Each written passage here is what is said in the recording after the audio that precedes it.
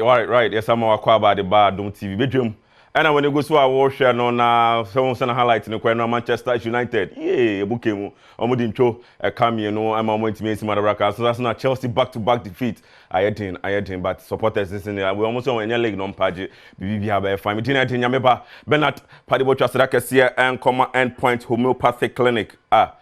It's here Ghana clinics na Dawson. Nemo ope baby obekona wire sabe to ase a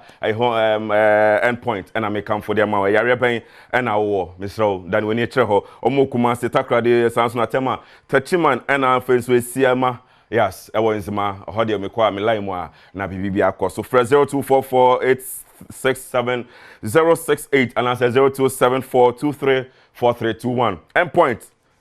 hospital ben end point homeopathic bibi ebe fine sanso na Sansoma Franco Trading Enterprise. Erade Christmas no and New Year your boy room still now promotion ekoso. Erade nyame Nokia Samsung TV ben and out pair and I say iPhone ben out pair smart TVs. Erade tabletop fridges. Once en kolanso be ko school tertiary for no results number level 100 for no be ko mo to aso na o de na say no ko Franco nenya fridge fe sans na mo ekodishe so de brutal CCTV camera so de dutwem from I was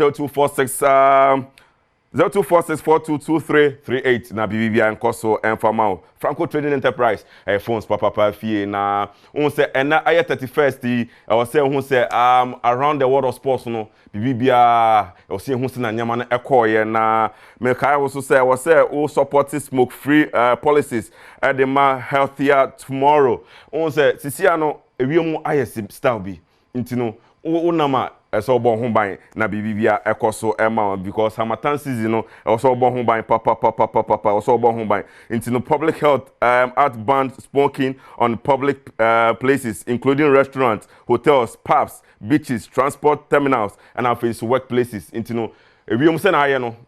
empinfo se omosia wo ye bibia di wisi beba omaban na nti bibia be koso nti na ye de mo chire mu ebe bro na meda ne mo aba na me ne discussion no aisha so nti no Ken Reginald ebe join me na no pay na de bibia aisha so nti Ken join me na ya fa bibia aisha so medina de nyame ba Bernard Padiboche na ye betimi e de bro na no pay medin bi mo de nyame ba Bernard Padiboche Ken mache mejo so minu abema na ho ye de Adom ne mobru hu all right ye de nyame ase and then 31st official I think beto ya office say ni atinkwem yes na nyame aye yakoma so ade ama ye nyina yes na yatinkwem asikane na ahoden de o so ahoden a na bibi aye fine yes that's the most yes important ahoden asika de beba yes ahoden na discover yes uni ahoden na say uni sky obetima balance but o sika na uni ahoden a yes na balance equation no akoya style bi here under review Blasters intimi an qualify anko AFCON. Nancy a Chan team yensu intimi an qualify anko Chan. Okay, so I host the African Cup of Nations in Sembebre by then how far under your issues. Yes. Well, my starting for Blasters, the AFCON Ivory Coast. Yeah. A kwanya ya far so a qualify even your group stage kwaya you're knocking out. O share Mozambique. And other countries are ye new musia ya yentimi an qualify out of the group stage name more jerem kakra and after no yes aba AFCON qualification being na oshe teams are almost knocking out of AFCON it tells you say CNBD kanka and maybe a chemu no and I said they say chemu your football no totally down cry and nunti ama ase yentimi ema ye humor so youth football U15, U16, U20, U23, local blasters, senior blasters. Check maybe a chemu, baby another youth football no. Yeah. Timiko ya could do ye. As far 2009. Yet made the World Cup. The first African country to lift the World Cup. Even the first African country to win a medal. Yes. Our Olympic Games. Yes. That was Barcelona 92. Yeah. So what I say, it tells you baby your football you could do ye. So what I say, any baby a sadia about Tiaba from cry. Tiaba from cry. From out of 10, how am I? Oh, well, met me I said 3 over 10. And the below average. Oh yes. Say football, no say below average. In Kayenko AFCON, Mozambique, you need a win to qualify. Yeah. You need Mozambique. And Yensu na lead. Yensu na lead. Yes, 2 goals. Yes. Ane ya boa na mo Ivory Coast. 80 something minutes. Na mo Ivory Coast. Na mo Felice Ofebuanye Stadium. Baby e bo ni ye bo ni du ye no. Na ye comment me fo say bibia nkrapo awie. Ya bo 87th minute. Ya this 7 minute aba beto so. Many ba me so na ya the bibia to say penalty na mo say what happened? I'm say ball ni ball dey there. So it was just so we be ye ni ba ye hu bia na another na fine. Can you believe it? No. Say no. Want me fan no share leader because already 2-0. Na say what na my atia no say leadership. No technical. What you could say technical problem. Yes. But then say oye eja na wo fie. Na say o ma na de bia o ma no adwuma wo de ma wo no. Omuntimi nye enkosi baby esese omutimi ye kodu a eja no mbe blame no. Okay. So what you say as a father no necessary o step authority on the ground. Okay. Now making sure say you put proper staff in place. Proper staff are ebetimi ama inkunindi aba so ofo say ene yeti he ye say ye FA president Mr. Ketokraku wa employ over 47 we GF honom a omu ye adwuma wo honom na say ye da sore adechie ye ball match na Ghana wini ye ball World Cup qualify na Ghana wini ye ball AFCON ya could do semi final and 17 ball World Cup no ma could do quarter final and 20 ball World Cup final na do you think so obiba betena ha obiba begina ha complain do you think so obiba complaining do you think say this how what you wakan me no ebeba ye industry ni no do you understand we need resource if you are doing any other stuffs na eno na wo ye de beboa e ma wadwuma no ebetimi akoso a padi botwe then get the resource for us when you get the resource nobody will complain. Quick one you under review federation ben and I ma bomb modern well I must say Ghana Boxing Authority. Yes. Yo, Ghana Boxing Authority. When we say yes, sports in general has been down for the past 8 years. Yes, sports totally it has been down. Okay. From football, the passion of the nation, the court tennis, lawn tennis, the other lesser known sports in totally down. Okay. So as I say, but the boxing side, they've been able to fill the stadium week in, week out. Oh, Bukum Boxing Arena. Bukum Boxing Arena. No. Say, I did omo money. No, normally na they be organizer no. So, share baby a boxing ifi, any baby a yababe dua. Boxing no, ne maybe a totally down. Okay. But as time goes on, say fans no eba stadium no mo ba be hwe bout na e kire say omo ye bibi papa okay e wo hono so ati ase do ye nse de nya world champion bi aye but say wo hwe abaja laaye na wo hwe Ashanti Warrior na wo hwe other boxers no mo ba Komenom Jaguar nom Alfred Lamtenom any baby omo fi any baby omo ba bedu na you could say you a potential world champion okay within 2-3 years edi enim no see etimi bo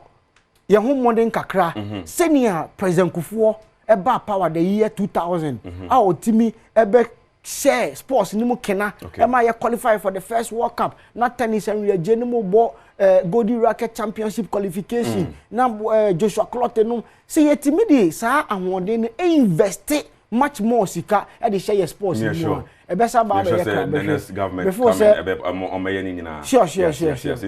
yes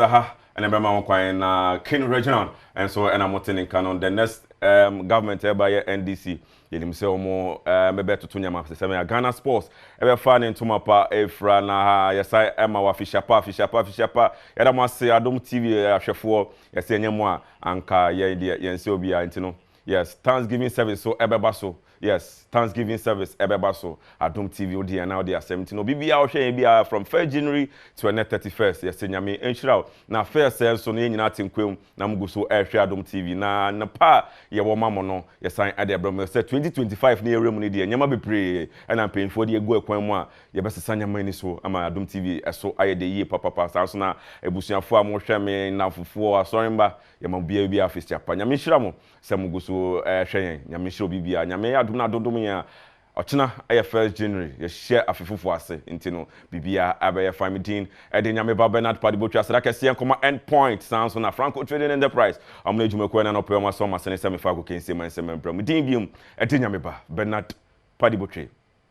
mo akwa ba medin de afia amankwa tamaklo na wotwe mu chest pains ehun kommo na me doctor edubuaten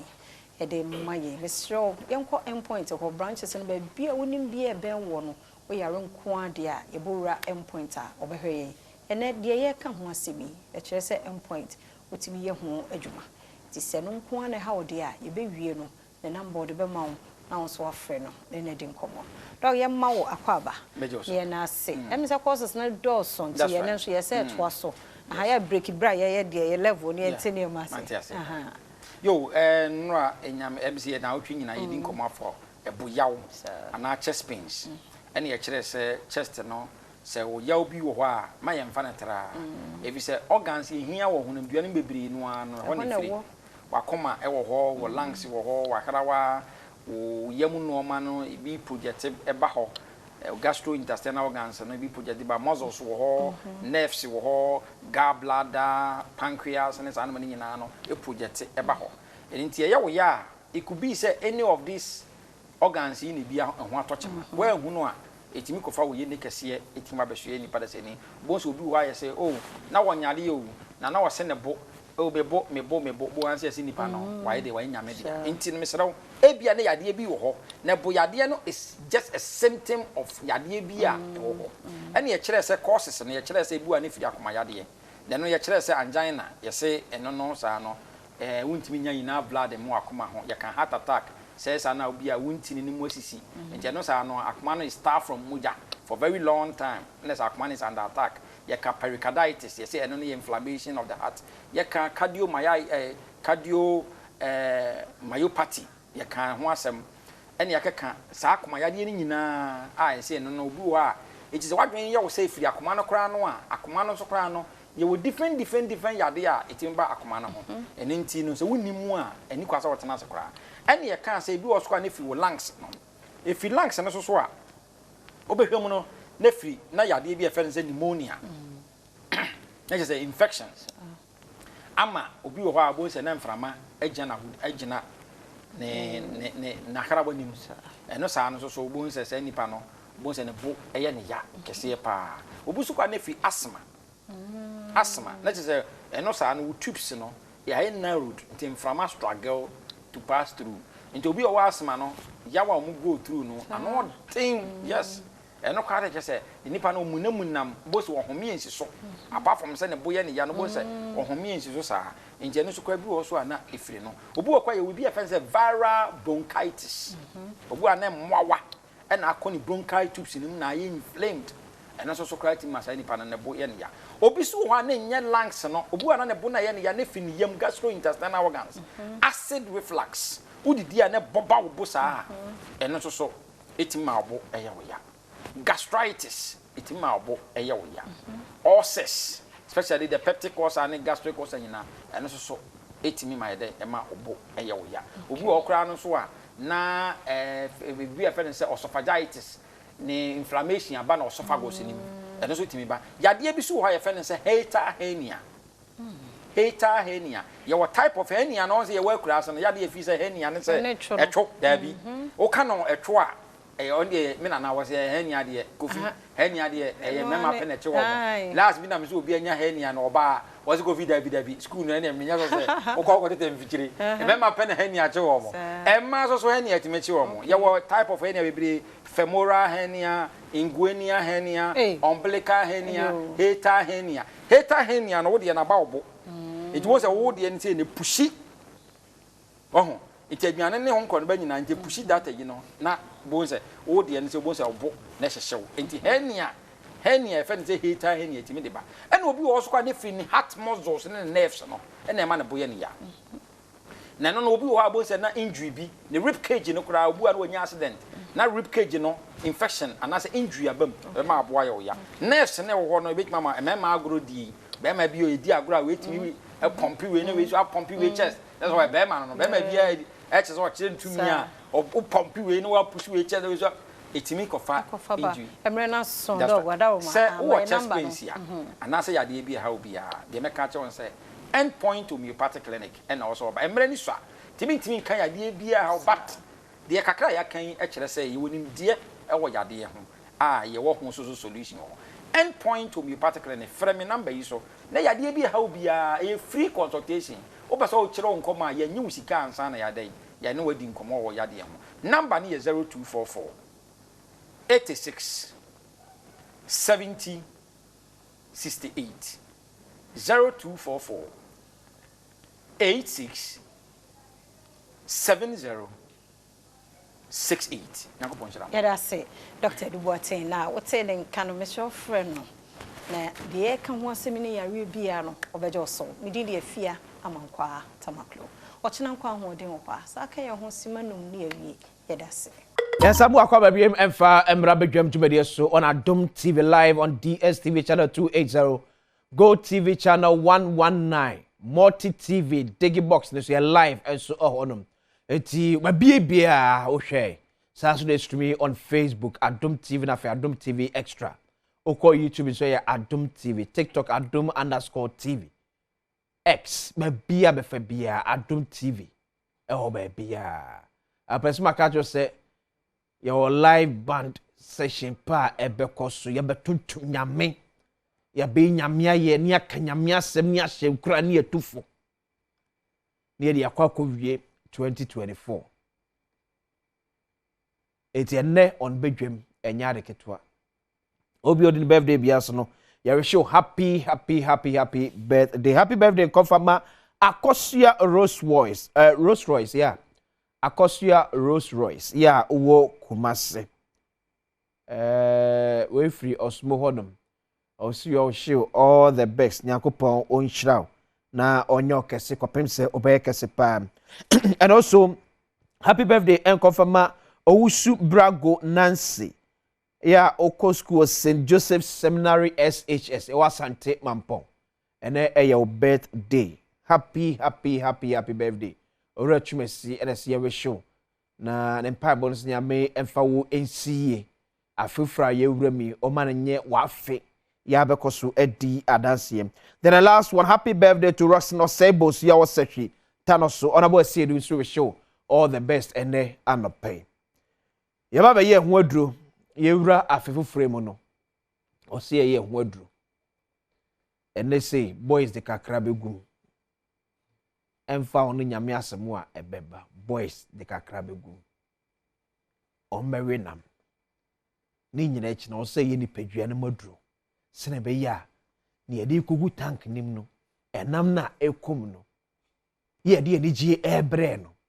enwie echi ma on the first ye nkote so anopa du baako eba se be ha adwe uhie dura yade ba ni padua ni mu a ebetimi apam yade no edura betimi boost wo immune system abre ni abre nyina da sene bia immune system betimi nya ode agira na so tatwom yade no twi ne tia na odi ne sonkonim give us for us akache ena benye sedo Dr. Bokode me ho ya pa afisha pa so afen kometo ya afisese na awurade ayo obi akoma so ade 2024 ko say ma give us yego so ya da Ghana for ase ya da media partners nyina ase esanse empani se etuonya chiginafo a na to die wu enti to no de betimi obi a betimi atotuo na wo geji no wato nam de a yese wonya chiginafo papa enti Ghana for aso yenuro no mu media partners nyina so you've helped so much Adom TV ka ho Asempa eka ho any other more affiliates ne media houses ahodo nyina ye de obi bia ase give us empanimfo se mo aso yenuro mu magia atum nti yenuro no so Food and Drugs Authority nso agia atum nti no obi anu anom give us a draw bia waba beka se wonye nsunsuanso a eye bone nsunsuanso a obi enya bia no nsunsuanso papa eno nti Dr. Solomon Kwabi KK obi a ye oye adwuma ewo eye give us adwuma kunum bia se ye mo obi bia official pa ene APRs no so e de obi bia asese muguso a eto yenuro no eti adro papa de unya no ba bia se give us about industries. So on the 31st day of December 2024. Yade be na yes say ho e de awura 2025. Nti mame nsa ma obi akwaba Adom TV so ohene enya beta kurom hanom ahun se woba ebibire mu atoye fam hanom ahonidie no ho aboye se de dwonso abo akokọ no nti ye wura ye di enuane papa anom de wo kan bi akoye mu ni ade no ekire nsunsanso no ye boda na yato agu ba bia emoa bi nso ye fra omo entontom saa efin no ene pai wo mo obi wonu nyame aye na Adom wonye sika atoka na bi adwuma kra ma ne ka osesa ne tai no a enye no either say obehye no ana obekọ de bekọ ba bi no na wagya ato ne dan nachi enwurefu a ensuo to ebegum egum ana afi epai ntontom aboa ntontom so epe ba bi a efi wo chakachaka wo enti ball aso okọ abehunu ntontom gatemu ni ade enti omo pai saa no a hwan no wo kọwe no nkọwe aboa obeba abawi nipa no a wo ye saa ewura no enti saa ewura no a waye no oba abawi wo no entontom nsie wo mu asort be nso na baako wo mu a ono ye fe no anopheles mosquito wono ene wodi ewu no wono nso no wo kotoa wono wo ba wo mu wo de yade ba wono wo de yade bre wo enti ane enti se okawie a yade a wodi ko mu ne ye plasmodium parasite enti ye ko sukuu ne ye kire bibi se ade ye parasite a wono wo siw ho wo je wo de enya de so wono wo be ma obibi papa enti de ntontom we ne de bre wo no eye plasmodium parasite no ekoni padua no mu a attack your immune system no it immune system no etimi kudi no so a immune system no so ye asojafo ewo ni padua no mu a ekoni tia wo hawo bia yade bi ebe oni padua mu no na ako atienti obi a ni immune system na hodin wom no nta anyade enti obonse obi on so a yade bi ekọ mpapu obi nwansi wodem ha enipa dodo a wa ha nyina obi anya bi wono nko obenya bi obenya papu ni bi mo so obepia bontin na ni nyina yekọ na ne hwini mu po ne nsuo sere kire se ni immune system na ahoden enim enu nti ena Give Us About Industries yakwa akofa adura yatu ne din se Give Us About Mr. Aba na nansan kra no apomdi mu ahwehwefo kire se malaria no ekofom ni nyina agina se Ghana fo yesutie enti wo mu etie yensem no ya ye nno nso a ye de aba Give Us About Mr. Yinso no ebo amanfo enom enti wonum saa adura bi ewie a tie mamenka na channel so say plasmodium parasite no ekọ nipadua no mu a attack immune system no awo be sha ase ade na awotwemu wano be ka boso a wo katema be ye dududu wanum nya wo de na afọ ye ohwe a enye yi eba ne sa malaria na asha ase eyi ne ho adie mesre wo a kope Give Us About Mr. Drebi na tonom enka ne dudo na ne nana no me nana dwo bi ka nya me mfa ne kransie anopa bia me kọ adwuma anase me kọ school ewo nsuta bonkuro ho a na kire se wamam bi anom kra ansa na makoto gardens bi na madidi akọ school ene woni ho enti we ya bi na me nso me nom eboa pa minua ba ma minua ba sa wo ho na se malaria na ahyase eyi ne ti ewo ni padua mu a kope Give Us About Mr. Drebi na tonom ye ton drugstore ne pharmacy shop ye o yade ba akọ nso e fe no jaundice sa yade we no ekum ni papa na nso ye mpa ho asem enkan ye wonom sa adrowi a ebeboa na asiesi wo bonso obi wonu ma na ni nyina asesa kala na wedie no nso asesa kala jaundice no how e de ba no enya goro bi okọ a wanhwa beka se yade wo bi na akere wo umogya no esote wankasa no bonso ona ma no aye torokanwe waye basa asa wo china mewu wonum Give Us About Mr. Drebi ebeboa na ade ba akọ asa ye ne se boost immune system no we adwuma kakra bi no abre we adwuma kakra bi no abre wo da kra no pa wo sode no akwadwuma na aye problem me se me kokoda one kra mpo ebebo no nan no wo se me kwadwuma nti me firifie na makwadwuma ni nyina aye Give Us About Mr. Drebi ene ye no mu a eboa ye pa wo hia Dr. Solomon Kwabe na na ye fan wo de hye dada no wo mie ne ka no bonsa medal ho no me bisisi wo wonom na no pawia ne anadwo me saa na me nso me ye me didi ponso abisi so ansa na ba bia me nam bia me ka mu nso abisi wo nti eno ana me no we kura bi wo me pia anim ha ya me bobi na ahwade e wapno eboa boost immune system no e ma otimi da yie wontimi nidi e ma otimi edidi yie yade ba akonso ene se typhoid fever eno na enuane a yedie nsu a yenom no enti e sha ase e de free wo small intestines no mo enti bonse a house abonsa afei aduane to ye mu ana eye wo ya me so onum Give Us About Mr. Drebi ebeboa na ahohoro ni nyina yi sa afi ni nyina e de afiri ho ama ho baabi eton no bi abenya bi ato pharmacy shop chemical shop any drugstore bia no obenya bi ato ho sei ene na hosuo no etiem entontom eda ho enti malaria suro no kra me so frɛ yen 0543 222470 0543 222470 70 afofi dam ne ewe ya enne na ye ja 2024 no ekwan mesrew ma emfa yade enwura 2025 no mu sanse resolutions ahodo amanfo enne ekwa akohwie de agu Nyankopon anim no enya grontu yade na adafi abeda akọ malaria nso ye yade a ekum ni papa wa bibire mu ha ene enura abanti ena ekofom nanso wonnom na de ball ho ban ya mese give us about mese bebo boost immune system mesanso obaako e wa hanom ye fe ne give us GC mixture. I was an infection at 80 nipa infection pa man mema ye bre dodo no infection ye nya e de free empama gudim obi on so asabe ne ntade a wo hye ne timi man infection but wonim oba bi on mo obehye tight pete obehye ne jopo ye dross pant no obehye wo wi a wa hye saa wo mo tight pete bi no na eno nso wa hye wo wi ansa na wasa hye de hepe ne to ne ho ne ma bi no wasa abogye nsi de aguso aba enyo bra enye my boys nipple boys ne pa wo sha yi drop no free ho na yi tight paint ni fi obetimi ahye de ma oto no ba no na wa hye wataade de agu so e wo sam fana matimi fa wo ho okay ni nyina no ane eti heat ni gina wo ho no saa no a bonse na e the problem we eba eti infection no eba dodo no adwen se mpama gudie ni ka ho bi enso wanka santade no wa hye wase no pant na wo hye no ko nylon wanya de papa bi won wose nka usi upant no a awia boso ene ade ye ni ho adaje kurom ha sese ye be pesika na no obi ka jam ze hwe na wo kurom e ba na ye se asori nti ne be pesika nti wose okopesika na mum nyame nso de ontimi nyina kwa nti wose okwa so nti mama ma e ze asori nti ne wonka na besra wo eno ya just by the by na hunu no se wontade a wo hye no dumire bi a wose o ma awia bom wo enti wo pant no fa na obehya to so wate ebetima aboa wo enti infection bi ewom na atuko wo mo a ekọ secondary school ma na ekọ boarding bibiri no dodo no a omo infection serious one meni oba ba akọ kasa ya o se nana mekonya abra bi oso obewa me nanso yekoye ye hu nhwehwemu no ma wo de no asai adan a yese infection onya wo school mu secondary school girls dormitory no se na ema ni bi wo infection ni bi a apile enti ono so hwa na odwade hwa na odwon so ho na ogya ne nan ne ade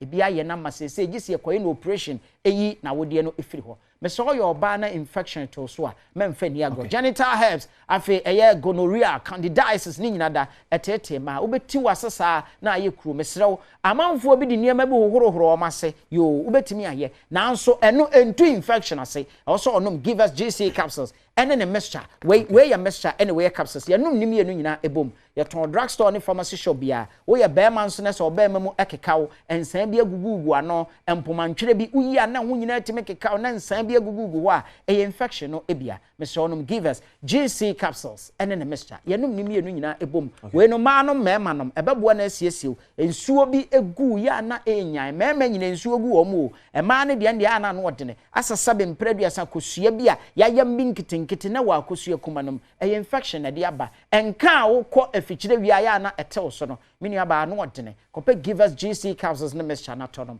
ya num nim ye no nyina ebom enti mesra wo kọtọ sa duro enne ewia mesra obro nya ne yenye wieye wo kene nyame bo a eye first eno no eye holiday nti dada bebe fie efie be yede amanfo ebekọ beach bekọ ne ewie ne ekofie a ye biesu ana enya okọ ana asa obai give us GC capsules na mixture na abenom na asiesie wo free 0543 222470 0543 222470 yaton drugstore bia eben wo pharmacy shop ne chemical shop bia mesra wa woto aduro yi a no afre tie number na hye no so ofre ya ye be kire okon abefa so abenom no na beboa na asiesie wo ntu benom to aba akoto mienu no ebeboa oba nso ase kwan eso a memni mienu nyina ebi 0543 222470 ye mo bi bia afishapa ye nyina so ye mehu so afishapa nte give us for Adom and nupa de omo che na okono kopa bi to se na be ya yade entimi no so nkunim fa ngura 2025 maka cho se enne e live worship ene de ebrew on Badwam wo Adom TV kwa ba esi e ne the live worship no aba beto aso